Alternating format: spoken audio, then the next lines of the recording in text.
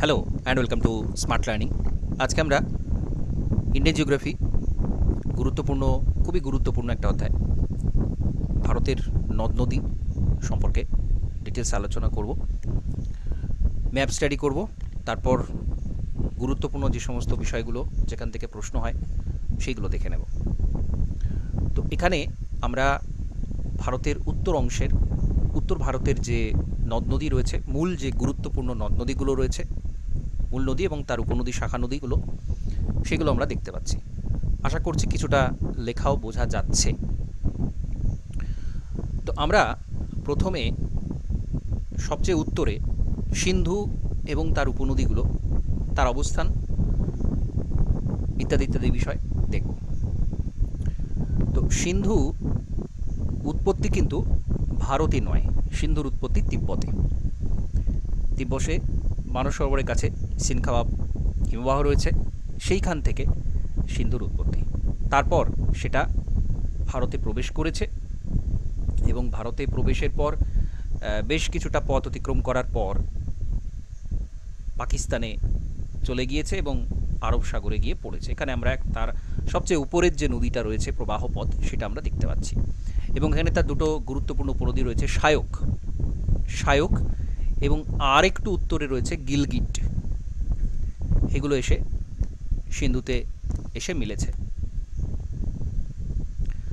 আর সিন্ধু কথা বললেই পঞ্চ নদীর কথা অবশ্যই আসে। পাঞ্জাব কথাটা পঞ্চনদ থেকে এসেছে এবং সিন্ধুর উপনদীগুলো থেকেই এসেছে।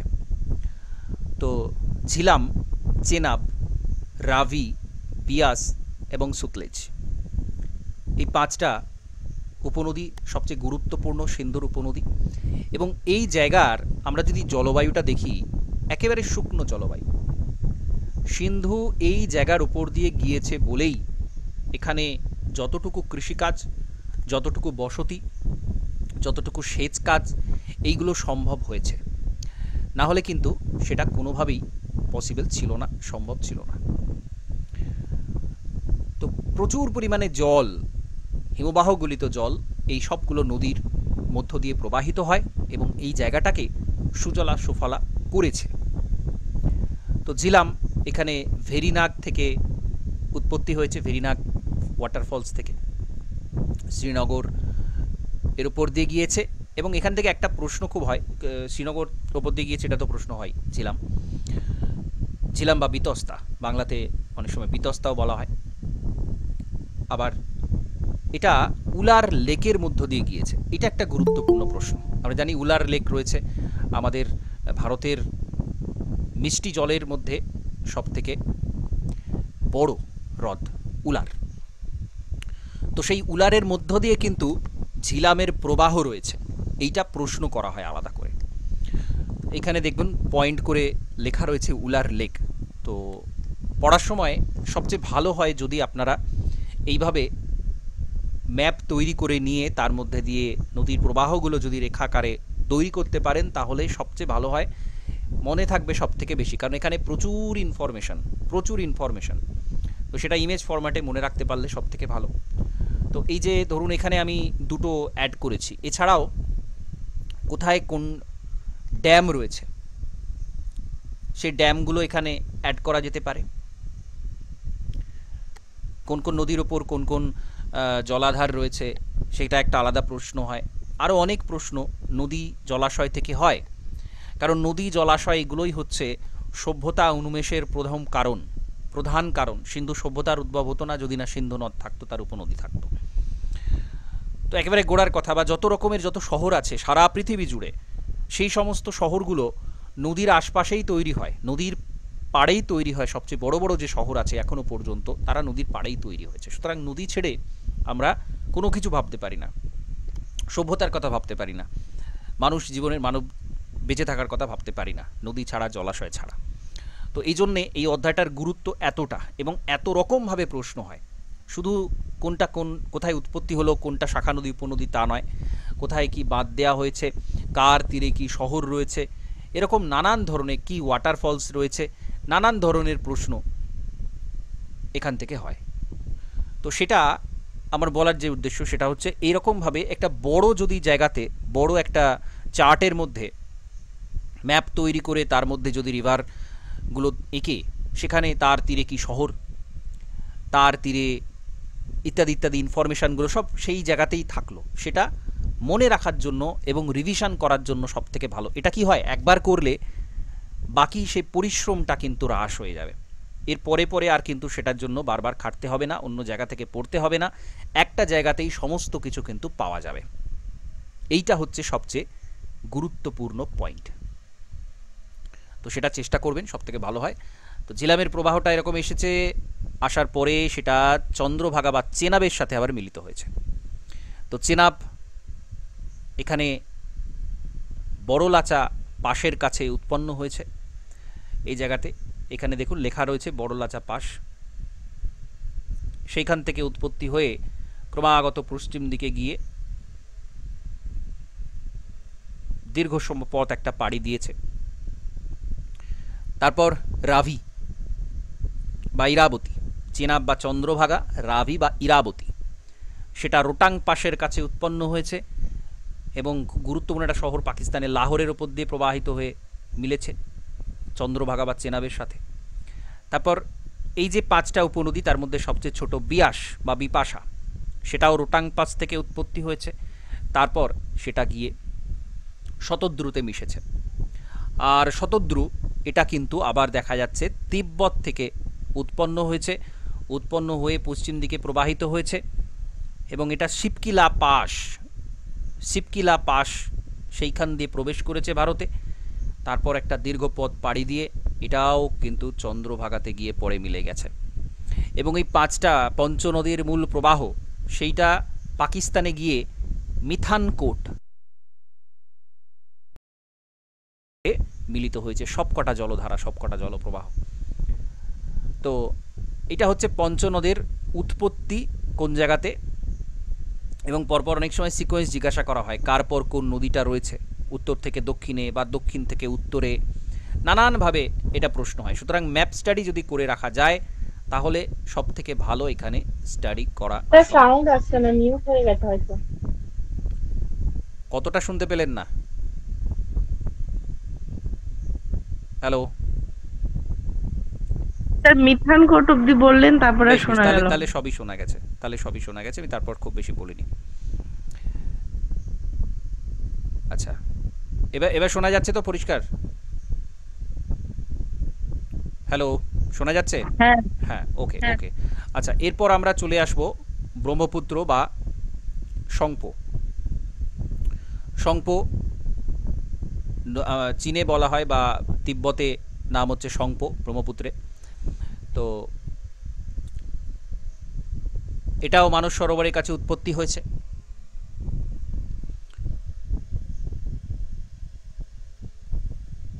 তারপর ক্রমাগত পূর্ব দিকে প্রবাহিত হয়েছে, পূর্ব দিকে প্রবাহিত হতে হতে এখানে ইয়াংয়াপ পাস রয়েছে অরুণাচল প্রদেশে। হঠাৎ করে একটা চুলের কাটার মতো বাঁক নিয়ে ভারতে প্রবেশ করেছে, অরুণাচল প্রদেশে প্রবেশ করেছে। এবং যখন প্রবেশ করছে তখনও কিন্তু ব্রহ্মপুত্র নয়, যখন প্রবেশ করছে তখন নাম হচ্ছে দিহং, প্রবেশ করার সময় নাম হচ্ছে দিহং। এবার এই দিহং মিলেছে দিবংয়ের কাছে, দিবং এসে মিলেছে, আর মিলেছে লোহিত। এই জায়গাটা লক্ষ্য করুন, ম্যাপটা একটু পরিষ্কার করে দেখলে, ভালো করে দেখলে বুঝতে পারবেন, আশা করছি বোঝা যাচ্ছে। এই জায়গাটা দেখতে পাচ্ছেন তো, দিহং এসেছে, সংপোটাই দিহং, তার সাথে দিবং রয়েছে, আর এসেছে লোহিত। এই 3টে মিলে নাম হয়েছে ব্রহ্মপুত্র। তবে আমরা পুরো নদীটাকেই ব্রহ্মপুত্র বলছি, কারণ মূল প্রবাহটা সংপো, সেটাই দিহং, তারপরে সেটাই অরুণাচল প্রদেশের পর আসামে যখন পড়ছে, আসামে সমভূমিতে পড়ছে, সেই সময় থেকেই এটা নাম হয়েছে ব্রহ্মপুত্র। এবং পুরো আসামের মধ্য দিয়ে প্রবাহিত হওয়ার পর সেটা বাংলাদেশে গিয়ে যমুনা নামে পদ্মার সাথে গিয়ে মিশেছে। যমুনা নামে এখানে দেখতে পাচ্ছেন, যমুনা পদ্মা সাথে মিলেছে। এই হচ্ছে ব্রহ্মপুত্রের মূল প্রবাহ। এবার এখানে অসংখ্য উপনদী এসে মিলেছে।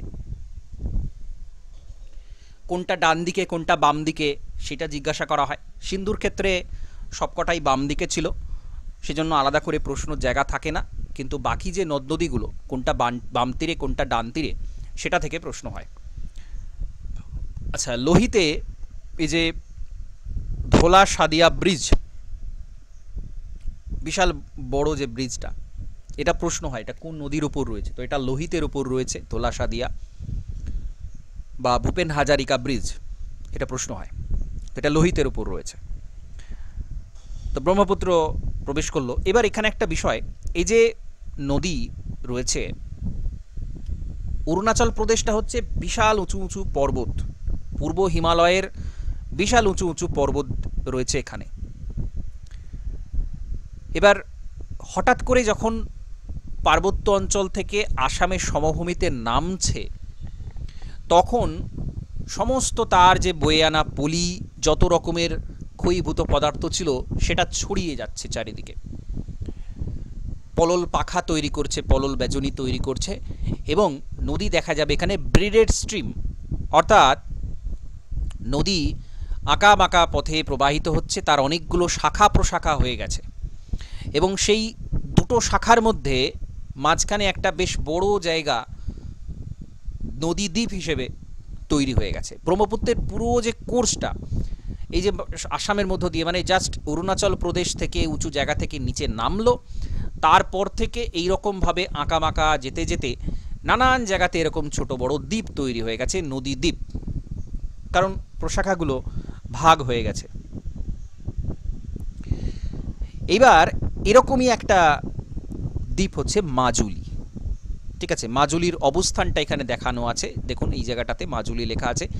এইটা মাজুলি, ভারতের সবচেয়ে বড় নদী দ্বীপ, এবং এর কারণই হচ্ছে এটা। এবং ব্রহ্মপুত্র নদের মধ্য দিয়ে সবচেয়ে বেশি জল প্রবাহিত হয়, সবচেয়ে বেশি জল প্রবাহিত হয় ব্রহ্মপুত্রের মধ্য দিয়ে, মানে গঙ্গার দৈর্ঘ্যটা সবথেকে বেশি ভারতের মধ্যে যদি হিসাব করা হয়, কিন্তু জল প্রবাহের দিক থেকে দেখা যাচ্ছে ব্রহ্মপুত্র সবচেয়ে বেশি জল বহন করে থাকে।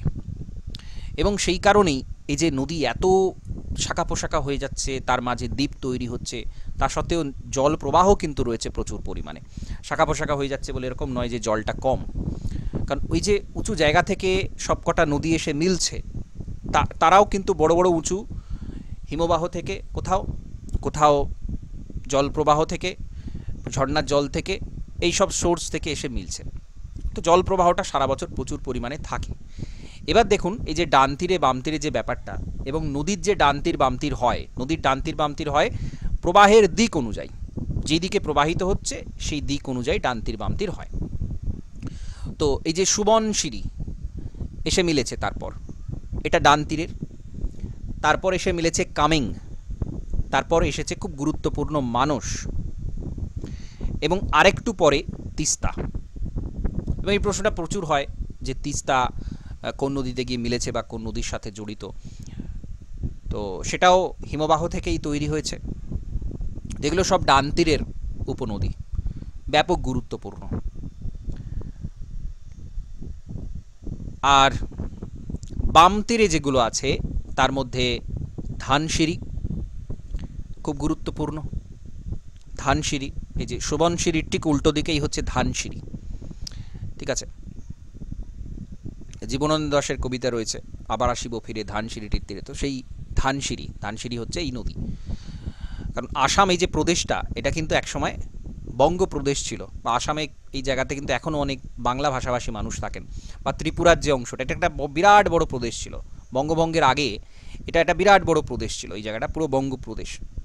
যাই হোক, তো এসে মিলেছে, এবং এটা যমুনা নাম নিয়েছে বাংলাদেশে, এটাও মনে রাখতে হবে, এটা মনে রাখতে হবে। আর তারপর সেটা মেঘনার সাথে মিলিত হয়েছে, এবং মূল কোর্সটা গিয়ে বঙ্গোপসাগরে পড়েছে। তো এই হচ্ছে ব্রহ্মপুত্র নদী। তার শাখা প্রশাখা সহ পুরো মানচিত্রটা। এবার আমরা চলে আসবো গঙ্গাতে। ঠিক আছে, ভারতের সবচেয়ে গুরুত্বপূর্ণ নদী, সবচেয়ে দীর্ঘতম নদী। তো এখানে ভাগীরথী যখন উৎপত্তি স্থল, গোমুখ থেকে যখন বের হচ্ছে গঙ্গা, তখন তার নাম হচ্ছে ভাগীরথী। গঙ্গার যে মূল কোর্স সেটা হচ্ছে ভাগীরথী। এবং তার সাথে অলকানন্দা এসে যখন মিলছে, তখন তারপর থেকে নাম হচ্ছে গঙ্গা। এবং অলকানন্দার ওপরে কিন্তু অনেকগুলো নদী এসে মিলেছে। অলকানন্দার সাথে বিভিন্ন প্রয়াগ আছে। তো সেই সব প্রয়াগগুলো জানতে হবে, আমি একটু পরে আসবো সেটাতে।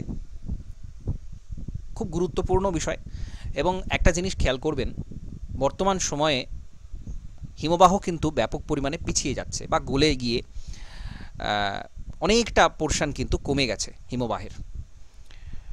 তো তার সত্ত্বেও আমরা দেখতে পাই গঙ্গার জল প্রবাহিত হচ্ছে এখনও।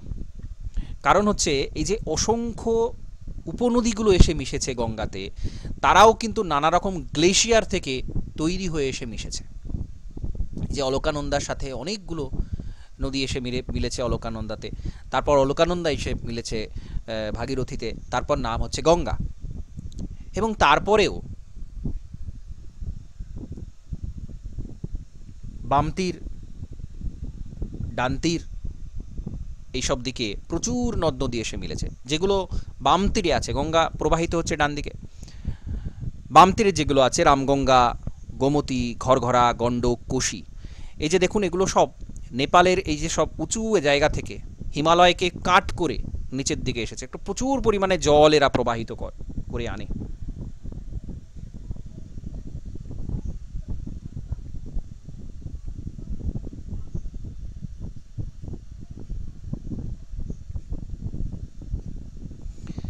তো সেই কারণে এখনো পর্যন্ত গঙ্গাতে কিন্তু যথেষ্ট পরিমাণে জল আছে।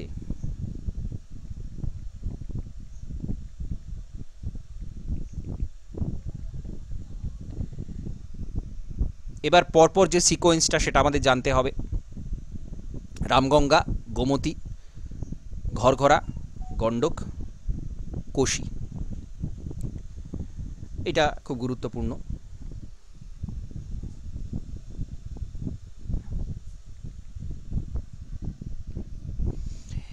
আর এদিকে যমুনা, গঙ্গার সবচেয়ে গুরুত্বপূর্ণ উপনদী। তো গঙ্গার প্রায় সমান্তরালে, যমুনোত্রী হিমবাহ থেকে প্রায় সমান্তরালে প্রবাহিত হয়েছে এবং এলাহাবাদ বা প্রয়াগরাজের কাছে এটা মিলেছে। ডান তীরের সবচেয়ে গুরুত্বপূর্ণ উপনদী। এবং যমুনার যেগুলো আছে, চম্বল, সিন্ধ, বেতোয়া,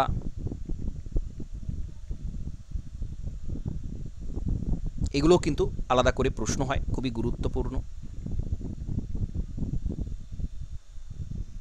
তো প্রত্যেকটা কিন্তু কার পর কোনটা আছে, কার সাথে কোনটা আছে, সেটা খুবই খুবই গুরুত্বপূর্ণ, মনে রাখতে হবে।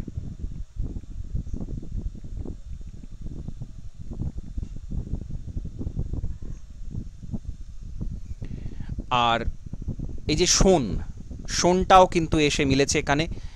এবং এটা একটা গুরুত্বপূর্ণ বিষয় কি, যখন উত্তর বাহিনী নদীর কথা আসে তখন কিন্তু শোনের কথাটা অবশ্যই আসবে। প্রায় আমরা এটাকে উত্তর বাহিনী নদী বলতে পারি। চম্বলটা এখানে মনে হচ্ছে কিন্তু একটু আরেকটু বাঁকা হবে, এখানে ড্রয়িংয়ের কিছুটা সমস্যা রয়েছে, কিন্তু শোনটা আমরা বেশ কিছুটা উত্তর বাহিনী নদী বলতে পারি। এবং আরেকটা কি, শোনের, আচ্ছা এটা বলতে পারবেন শোনের উৎপত্তি কোথায় হয়েছে? এখানে উৎপত্তিটা দেয়া নেই, কিন্তু শোন খুব গুরুত্বপূর্ণ একটা জায়গা থেকে উৎপত্তি হয়েছে, বলতে পারবেন?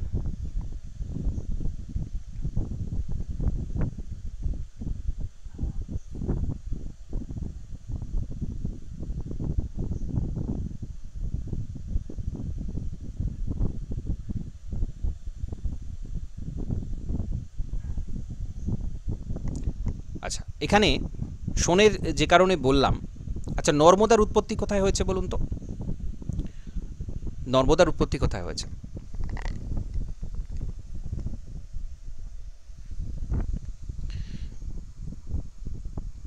এখানে চার্টের মধ্যে দেয়া রয়েছে, এগুলো সব দেখে নেবেন, ঠিক আছে?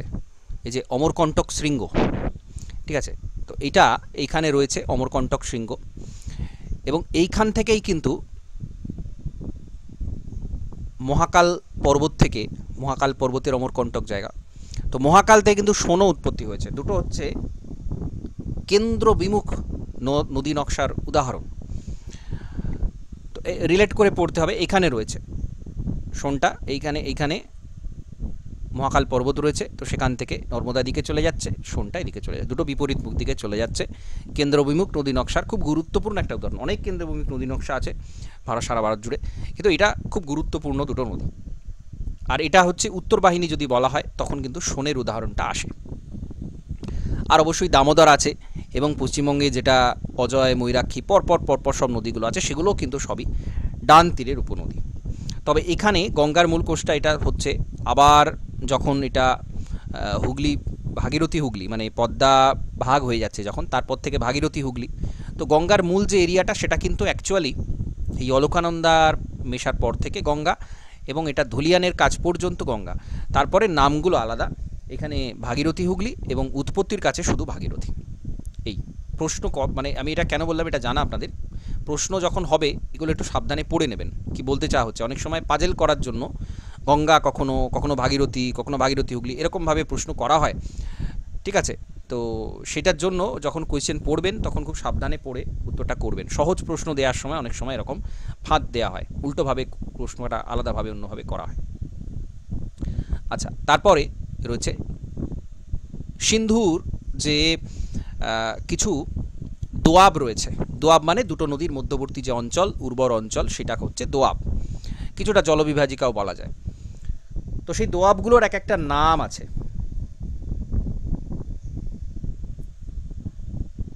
সিন্ধু এবং ঝিলামের মধ্যে সেটা হচ্ছে সিন্ধু সাগর বা সিন্ধ সাগর।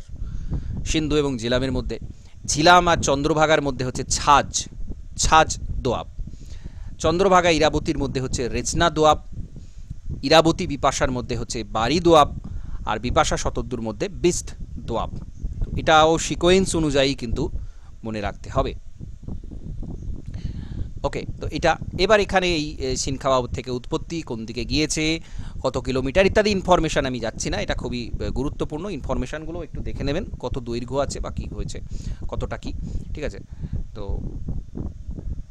এই গঙ্গার ক্ষেত্রে এটা গঙ্গার কোর্সটা আরেকটু ডিটেলসে আছে, এখানে দেখুন, আমি এটা ম্যাপটা একটু স্টাডি করাবো।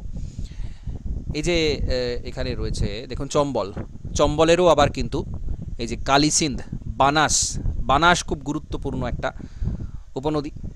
বানাস, পার্বতী, এগুলো হচ্ছে চম্বলে খুব গুরুত্বপূর্ণ, এবং চম্বল এরিয়াটাই হচ্ছে পুরোটা ব্যাডল্যান্ড। মধ্যপ্রদেশের মূল জায়গা এটা। বৃষ্টিপাত খুব বেশি হয় না, তবে প্রচণ্ড উত্তাপ হয়, বৃষ্টিপাত হয়, প্রচণ্ড উত্তাপ, এবং পুরো জায়গাটা ব্যাডল্যান্ডে পরিণত হয়েছে। ব্যাডল্যান্ডের সবচেয়ে গুরুত্বপূর্ণ উদাহরণ হচ্ছে এই চম্বল বেসিন এরিয়া। আর বানাস খুব গুরুত্বপূর্ণ, বানাস। তারপরে সিন্ধ এবং বেতোয়া। তারপরে কেনটাও কিন্তু যমুনার উপনদী। ছোট ওই ম্যাপটাতে ছিল না কেন। এই কেন আর সোনের মধ্যে অনেক সময় কনফিউশন হয়, এটা একটু খেয়াল রাখবেন, ঠিক আছে? টনস বা এই যে সোন, এটা কিন্তু গঙ্গার উপনদী, আর কেন হচ্ছে যমুনার উপনদী, ঠিক আছে? তো এই হচ্ছে সোনের প্রবাহ। তারপর এদিকে দামোদর রয়েছে, ময়ূরাক্ষী রয়েছে, কাঁসাই, এগুলো সব গিয়ে পড়েছে এখানে ভাগীরথী হুগলিতে।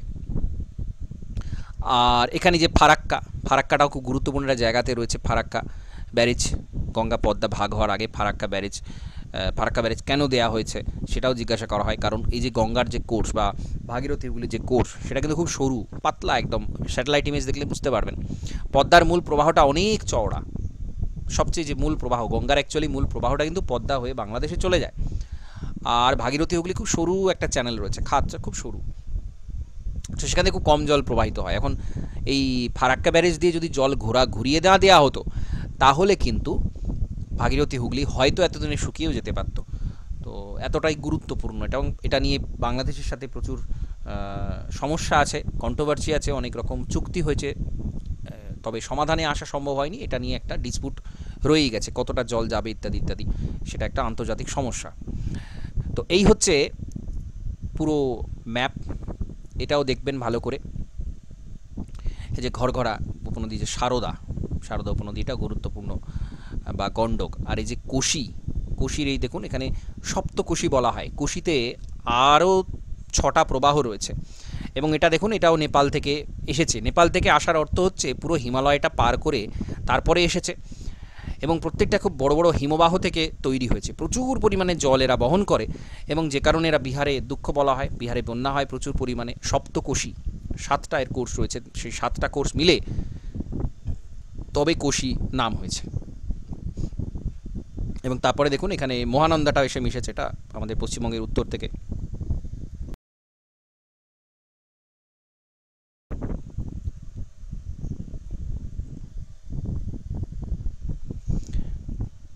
এই, আচ্ছা, এইটা খুব গুরুত্বপূর্ণ,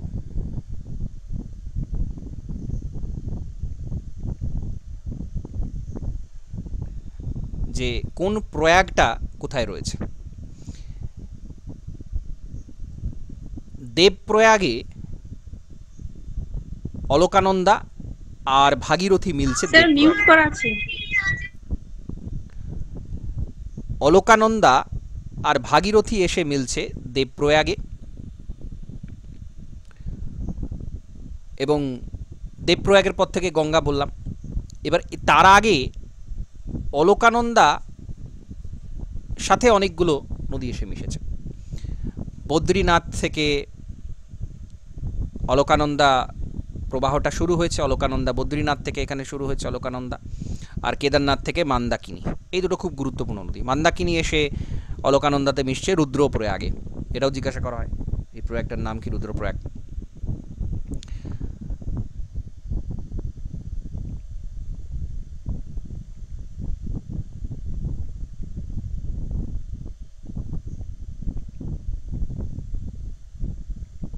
তারপরে তার আগেই বদ্রীনাথের এখানে বিষ্ণুপ্রয়াগ রয়েছে, ধৌলিগঙ্গার সাথে মিলছে। নান্দাকিনী অলকানন্দার সাথে মিলছে নান্দাপ্রয়াগে। পিন্দার গঙ্গা মিলছে কর্ণপ্রয়াগে। এতগুলো প্রয়াগ আসার পর, এতগুলো কোর্স মেলার পর অলকানন্দার প্রবাহ দেবপ্রয়াগে গিয়ে মেলার পরে গঙ্গা নাম হচ্ছে। তারপরে সেটা আবার যমুনার সাথে গিয়ে এলাহাবাদে মিলেছে, এটা এখন প্রয়াগরাজ নাম। সোন, সোন নদীটা পাটনা অঞ্চলে, দানাপুর অঞ্চলে গিয়ে মিলেছে গঙ্গার সাথে, এটাও জিজ্ঞাসা করা হয়। আর ভাগীরথী, এই যে ফারাক্কা, একদিকে পদ্মা হিসেবে চলে যাচ্ছে, একদিকে ভাগীরথী হুগলি চলে যাচ্ছে। তো এইটা প্রয়াগগুলো জিজ্ঞাসা করা হয়। ব্রহ্মপুত্র, এটা আমরা দেখলাম এইমাত্র, এখানে ওগুলোই লেখা রয়েছে। আচ্ছা, এরপরে দক্ষিণ ভারতের যে নদ নদীগুলো সেগুলো গুরুত্বপূর্ণ, আরও কিছু এখানে রয়েছে। এখানে এই ম্যাপ স্টাডি করতে হবে আবার। এই যে সোন আর নর্মদার কথা বলছিলাম, এই যে মহাকাল পর্বত এইখান থেকে মধ্য ভারতে রয়েছে, এখানে দেখুন মধ্যপ্রদেশের অংশটা, এবং এখান থেকে সোন এদিকে বেরিয়ে যাচ্ছে, এদিকে বেরিয়ে যাচ্ছে নর্মদা। তো তার আগে আমরা লুনিটাও দেখে নেব। এখানে আরাবল্লী পর্বত আছে, আমরা জানি আরাবল্লী পর্বতের পাশে আনাসাগর হ্রদ আছে, একেবারে আরাবল্লী। অনেক সময় প্রশ্নতে আরাবল্লী দিয়ে করা হয়, অনেক সময় আনাসাগর হ্রদ দিয়ে করা হয়। তো দুটো একই প্রায় বা কাছাকাছি রয়েছে, সেজন্য দুটোই ঠিক। এটা এসে এখানে কচ্ছের রানে পড়েছে এই জায়গাতে। অন্তর্বাহিনী নদী লুনি খুব গুরুত্বপূর্ণ নদী, কারণ শুষ্ক অঞ্চলের একটা, তার মধ্য দিয়ে প্রবাহিত একটা নদী। আর এখানে সবরমতী রয়েছে, সবরমতীও কিন্তু আরাবল্লী পর্বতেই উৎপন্ন হয়েছে, সবরমতী। এবং তারপরে মাহি, মাহিটা বিন্ধ্য পর্বতে অনেকটাই এদিকে। তো আমরা জানি এখানে নর্মদার উত্তরে রয়েছে বিন্ধ্য পর্বত, নর্মদার দক্ষিণে রয়েছে সাতপুরা পর্বত। বিন্ধ্য এবং সাতপুরার যে গ্রস্ত উপত্যকা, তার মধ্য দিয়ে নর্মদা প্রবাহিত হয়েছে, আর সাতপুরার পরের যে নিচু অংশ সেটা, সেখান দিয়ে তাপ্তি নদী প্রবাহিত হয়েছে। তো এই যে 4টে নদী, সবরমতী, মাহি, নর্মদা, তাপ্তি, এই 4টে কিন্তু এখানে খাম্বাত উপসাগরে এসে পর পর খাম্বাত উপসাগরে এসে পড়েছে। অত্যন্ত গুরুত্বপূর্ণ এই জায়গাটা, খাম্বাত উপসাগর। এই যে উপসাগর, এখানে উপসাগর অর্থাৎ 3 দিক স্থল, একদিক খোলা, একদিক বেষ্টিত উপসাগর। তো যাই হোক, এইখানে পরপর এটা খুব গুরুত্বপূর্ণ একটা ম্যাপ।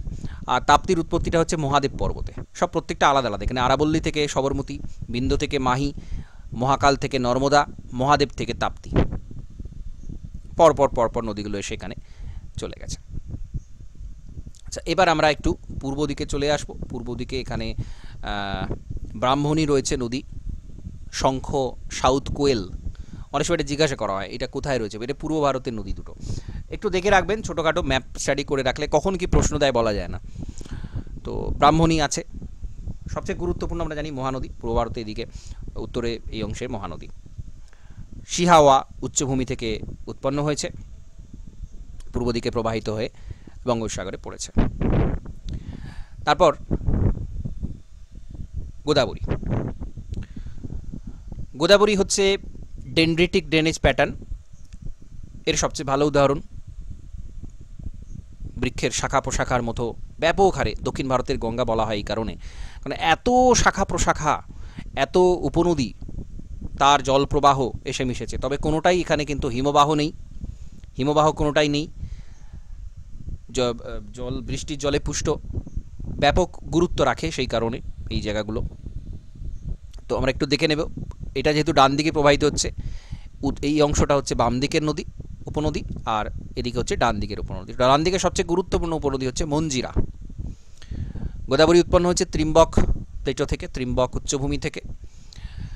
মঞ্জিরা পূর্ব দিকে সবচেয়ে গুরুত্বপূর্ণ উপনদী, এবং মঞ্জিরার উপর এই যে নিজাম সাগর রয়েছে, নিজাম সাগর বাঁধটা মঞ্জিরার উপরে রয়েছে, এই যে দেখুন নিজাম সাগর। এরকমভাবে আপনারা একটু একটু বড় ম্যাপটা করে তার মধ্যে এরকম পয়েন্ট আউট করে নেবেন, সেটা সবচেয়ে ভালো হয়। শ্রীরাম সাগর প্রজেক্ট এটা এর উপরে রয়েছে, ঠিক আছে। আচ্ছা, এরপর মানের নদীটাও হচ্ছে ডান তীরের উপনদী, আর বাম তীরে অনেকগুলো রয়েছে। এখানে পেনগঙ্গা, ওয়ার্ধা, ওয়েনগঙ্গা, পেনগঙ্গা, ওয়ার্ধা, ওয়েনগঙ্গা, এই তিনটে এসে মিলেছে, এবং প্রাণহিতা নাম নিয়ে একসাথে সেটা আবার ব্রহ্মপুত্রের সাথে, গোদাবরীর সাথে মিলেছে। এটা খুব গুরুত্বপূর্ণ। পেনগঙ্গা, ওয়ার্ধা, ওয়েনগঙ্গা একেবারে নর্থ থেকে সাউথে প্রবাহিত হয়ে প্রাণহিতা এসে মিলেছে এখানে। আর একটা খুব গুরুত্বপূর্ণ ইন্দ্রাবতী, ইন্দ্রাবতী এবং শবরী, এইসব উপনদীগুলো জিজ্ঞাসা করেন, বাম তীরে ডান তীরে কিনা সেটা জিজ্ঞাসা করেন। তো এটা অসুবিধা নেই, ডান তীরের মধ্যে দুটো রয়েছে, মানের এবং মঞ্জিরা, আর বাকি ইন্দ্রাবতী, শবরী বা এই পেনগঙ্গা, ওয়েনগঙ্গা, ওয়ার্ধা এগুলো সব বাম তীরের।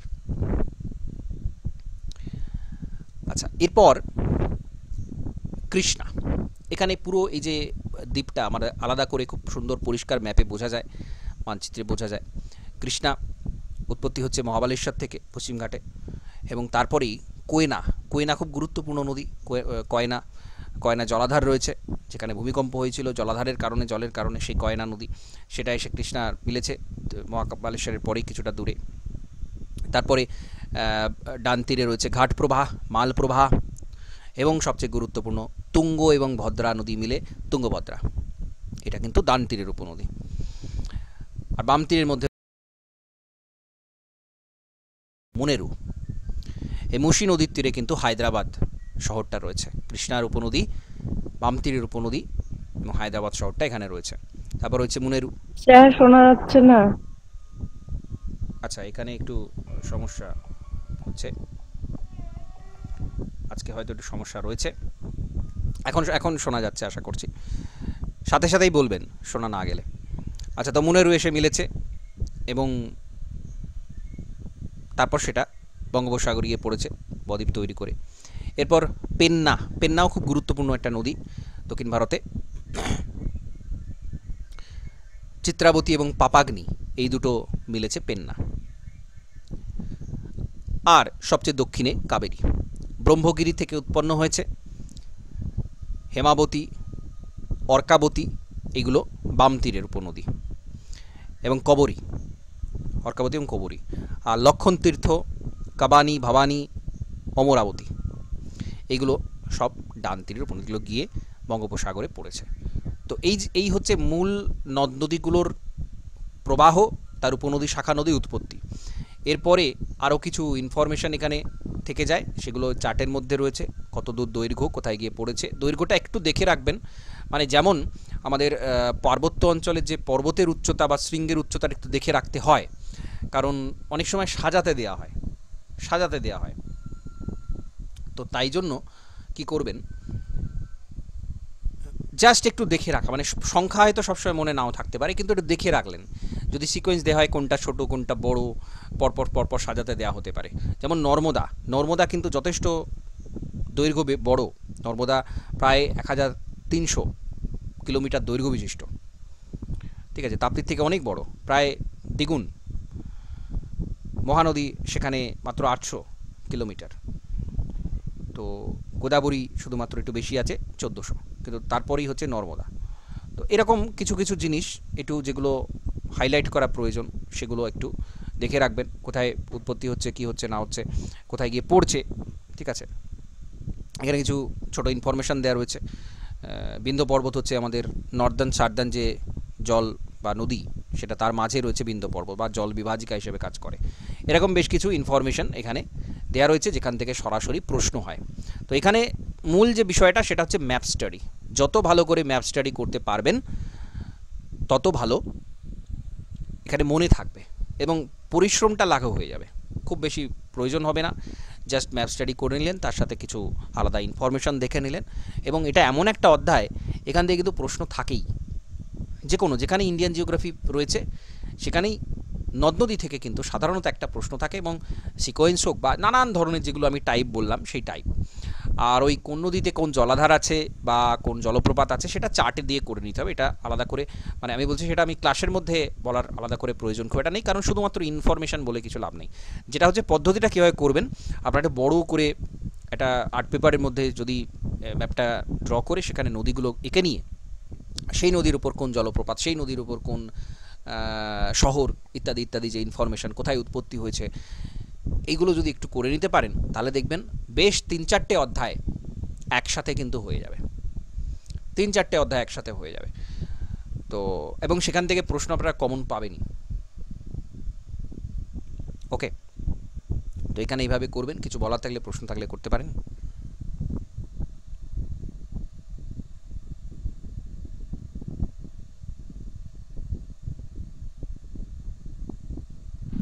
স্যার কালকের ক্লাসটা গ্রুপে তো দেননি। হ্যাঁ, আমি ক্লাস নোটস সব কিছু দিয়ে দেবো।